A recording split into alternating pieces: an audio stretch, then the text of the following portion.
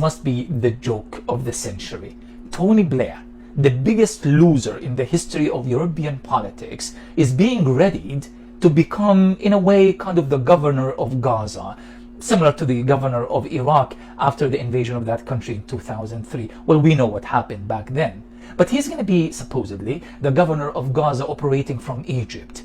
This is kind of like more or less what the leaks and the newspapers are talking about. Tony Blair.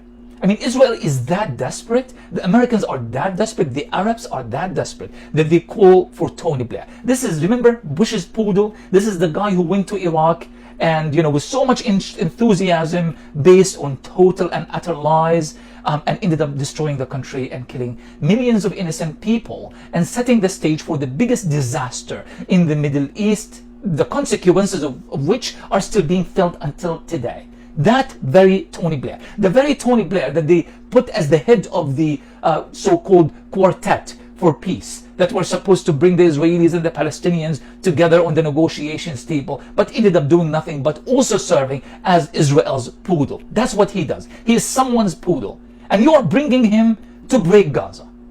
Gaza.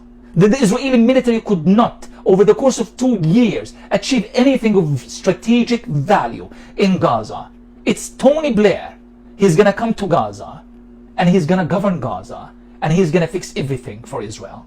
I mean, it is so funny, yet it's so tragic at the same time that I feel like I want to laugh, but I can't. Tony Blair is going to be the man who is going to be entrusted by the Arabs. The Arabs have no ability to take initiative of their own, to come to the aid of their brethren, to provide them with food and to stand as a line of defense against Israel. So they are entrusting Tony Blair.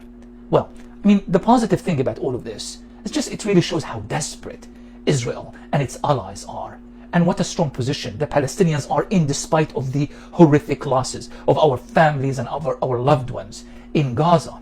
But the fact is, the world is changing, and it's changing fast. And Israel and its allies are on the defensive, and they are so bankrupt that they are asking Tony Blair to come to the rescue. How strange and funny and bewildering this whole thing is.